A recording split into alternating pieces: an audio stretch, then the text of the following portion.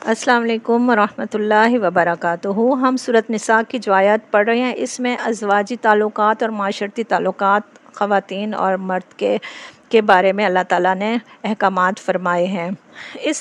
ان آیات میں اللہ تعالیٰ نے ایک مرد کو دوسری شادی کرنے کے بارے میں کیا حکم دیا ہے؟ کیا اس کو کھلم کھلا اجازت ہے کہ وہ ایک بیوی کو چھوڑ کر دوسری بیوی رکھ لے؟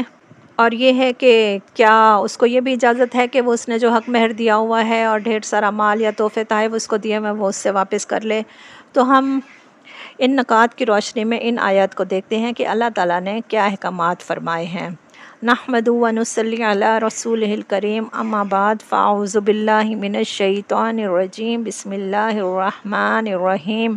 لفظی ترجمہ آیت 20 سے دیکھتے ہیں۔ وَإِنْ، اور اگر، اردتم، ارادہ کرو تم، استبدال، بدلنے کا، زوجن، ایک بیوی کو، مکانہ، جگہ، زوجن، دوسری بیوی کے، وآتیتم، اور دے دیا ہو تم نے، احداہن، ان میں سے کسی ایک کو، قنطارن، ڈھیروں مال، یعنی بہت سارا خزانہ، فلا تو نہ، تأخذوا، تم لو، منہ، اس میں سے، شیئن، کچھ بھی، اتأخذونہ، کیا تم لوگے اسے، بہتانن، بہتان لگا کر، واسمن، اور گناہ، مبینن، کھلے سے۔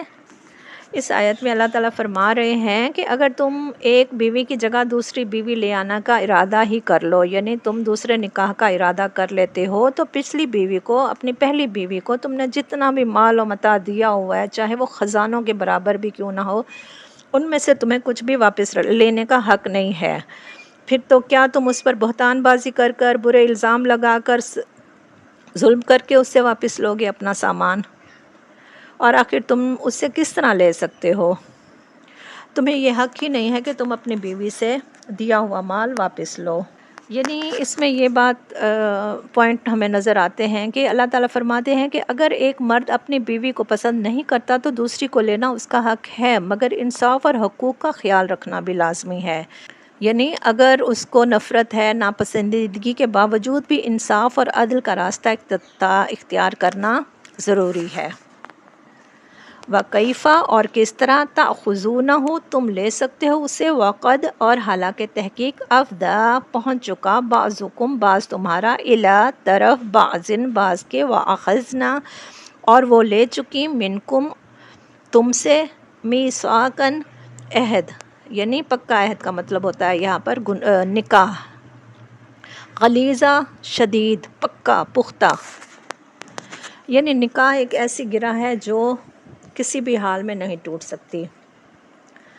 ایک مرد اور عورت میں اگر وہ نکاح ہو چکا ہے اور وہ دونوں ایک دوسرے سے تعلق بھی رکھ چکے ہیں، تو پھر تو تم بالکل بھی اس سے کسی بھی قسم کا کوئی مال، کچھ بھی واپس نہیں لے سکتے۔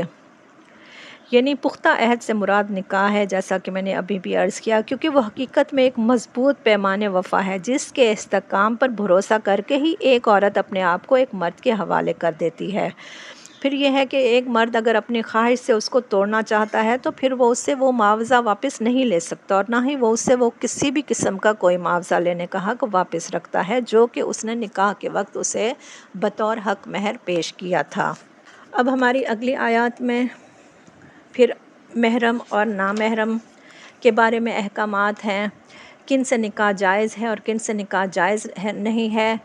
تو ہمارے ساتھ جڑے رہیے تاکہ ہم اگلی آیات کا جائزہ لے سکیں اور ان کی مختصر تفسیر دے سکیں۔ ہمیں کمنٹ ضرور کیا کریں اور ہمارے لیسن کو شیئر ضرور کیا کریں تاکہ یہ خیر دوسرے لوگوں تک بھی پہنچ سکے، اور چینل کو جن لوگوں نے سبسکرائب نہیں کیا ہوا وہ لازمی کر دیں۔ انشاءاللہ آپ کے لیے اور ہمارے لیے یہ صدقہ جاریہ ہوگا۔